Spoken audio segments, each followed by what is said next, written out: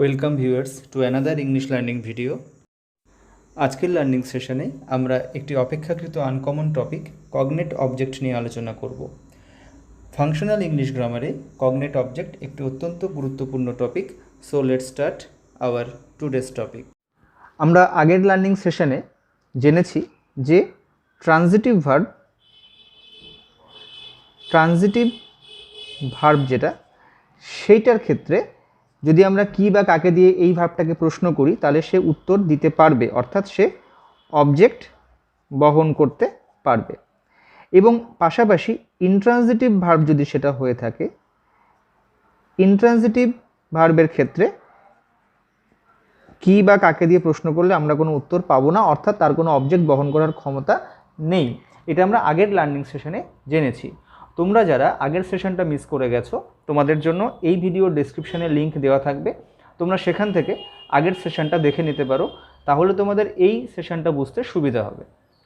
এখন এমন কিছু কিছু ইন্ট্রানজিটিভ ভার্ব আছে, তারা জানে যে আমাদের অবজেক্ট বহন করার ক্ষমতা নেই, কিন্তু সেই সমস্ত ইন্ট্রানজিটিভ ভার্বের অবজেক্ট বহন করার ইচ্ছাটা প্রবল। তাদের ইচ্ছাকে বা তাদের বায়নাকে রাখার জন্য তখন তাদেরকে বলা হয়, ঠিক আছে, তোমাদেরকে এমন অবজেক্ট দেওয়া হবে যেগুলো তোমাদের একই পরিবার থেকে উৎপন্ন, কারণ তোমাকে যেমন তেমন অবজেক্ট দিলে তুমি তো বহন করতে পারবে না।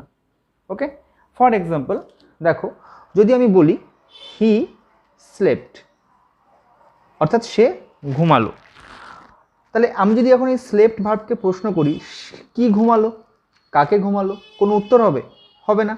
তাহলে এর অবজেক্ট বহন করার ক্ষমতা নেই, এটা ইন্ট্রানজিটিভ আকারে রয়েছে ভার্বটা। কিন্তু এই স্লিপ ভার্বটা যদি ইচ্ছা প্রকাশ করে যে না, আমাকে যেভাবেই হোক একটা অবজেক্টের ব্যবস্থা করে দিন, আমিও অবজেক্ট বহন করার ইচ্ছা আমার আছে, তখন এর সাথে এই স্লিপ যে শব্দটা, এর একই পরিবার থেকে উৎপন্ন একটা অবজেক্ট এর সঙ্গে জুড়ে দেওয়া হয়। যেমন যদি বলি he slept a sound sleep, অর্থাৎ সে একটি গভীর ঘুম ঘুমালো। ওকে, সে একটি গভীর ঘুম ঘুমালো। তাহলে দেখো, তখন যদি আমি এই স্লেপ্টকে কি দিয়ে প্রশ্ন করি, সে কি ঘুমালো, উত্তর হবে এ সাউন্ড স্লিপ, তখন এটা হয়ে যাবে অবজেক্ট। তাহলে এই যে অবজেক্ট আমি পরে অ্যাড করলাম, এটা কেন? এই ইন্ট্রানজিটিভ ভার্বটাকে ট্রানজিটিভ করার জন্য। একটা বিশেষ ক্ষেত্র এটা, যেখানে এই ভার্বের সমগোত্রীয় একটা অবজেক্ট, এই ভার্বটা যে শব্দ থেকে উৎপন্ন স্লিপ, তারই সমগোত্রীয় একটা অবজেক্ট, দেখো সাউন্ড স্লিপ, গভীর ঘুম, সেটা আমরা জুড়ে দিলাম। তাহলে এই অবজেক্টটা যে ধাতু থেকে উৎপন্ন, এখানে কিন্তু স্লিপ ভার্বটাও সেই ধাতু থেকেই উৎপন্ন। সেই জন্য এই বিশেষ টাইপের যে অবজেক্ট, এটাকে আমরা বলি হচ্ছে কগনেট অবজেক্ট। এটাকে আমরা বলি হচ্ছে কগনেট অবজেক্ট, যার বাংলা হচ্ছে সমধাতুজ কর্ম, অর্থাৎ একই ধাতু থেকে উৎপন্ন হওয়া কর্ম। ওকে, ফর এক্সাম্পল যদি আমরা আরেকটা এক্সাম্পলের দিকে যাই, দেখো তোমরা বুঝতে পারবে। যদি বলি হি র্যান, অর্থাৎ সে দৌড়ালো। এখন কি দৌড়ালো, কাকে দৌড়ালো, কোনো উত্তর নেই। তাহলে যদি বাক্যটা শুধু এই অবধি থাকে, তাহলে এই র্যানটা হচ্ছে ইন্ট্রানজিটিভ। কিন্তু যদি বিশেষ ক্ষেত্রে এর বায়না রাখার জন্য এটাকে ট্রানজিটিভ করার চেষ্টা করি, তাহলে আমরা বাক্যটাকে কিভাবে করতে পারি? He ran a nice race, সে একটি সুন্দর দৌড় দৌড়ালো। দেখো, তখন যদি আমি এখানে কি দিয়ে প্রশ্ন করি, উত্তর পাচ্ছি কিন্তু এ নাইস রেস। ওকে, তাহলে he ran a nice race, তাহলে রেস মানে কি? দৌড়। আবার রান, রান মানেও কিন্তু দৌড় বা দৌড়ানো, একই ধাতু থেকে উৎপন্ন শব্দ। তাহলে এখানে নাইস রেসটা হচ্ছে অবশ্যই একটা কগনেট অবজেক্ট। বোঝা গেছে? ওকে, তাহলে আমরা কি শিখলাম? যে কগনেট অবজেক্ট হচ্ছে আসলে যে ইন্ট্রানজিটিভ ভার্ব, তাকে ট্রানজিটিভ করার একটা প্রক্রিয়া মাত্র।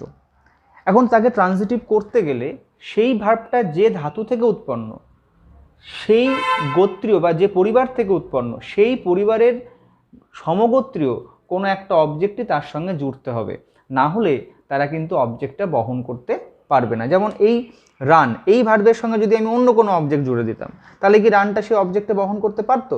পারতো না। আবার যদি এখানে স্লিপ, এই ভার্বটার সাথে যদি আমি অন্য একটা অবজেক্ট যেটা এই ধাতু থেকে উৎপন্ন নয়, যদি সেটা জুড়ে দিতাম, তাহলে সেটা পারতো না। ওকে, তাহলে কগনেট অবজেক্ট কি? আশা করি তোমরা এই লার্নিং সেশন থেকে বুঝতে পেরেছো। হ্যাঁ, this is very very important topic for the competitive exams and in respect of voice change. অনেক সময় এমন অনেক ইন্ট্রান্সিটিভ ভার্বের ভয়েস চেঞ্জ আমরা করি যেগুলোকে কগনেট অবজেক্ট ইউজ করে সেটাকে ট্রান্সিটিভ করা হয়, তারপর সেটাকে ভয়েস চেঞ্জের আঙিনায় আমরা নিয়ে আসতে পারি। হোপ তোমরা আজকের এই ছোট্ট সেশনটা সুন্দরভাবে বুঝতে পেরেছো। দেখা হবে পরের লার্নিং সেশনে। তোমরা সবাই সুস্থ থেকো, ভালো থেকো। Thank you.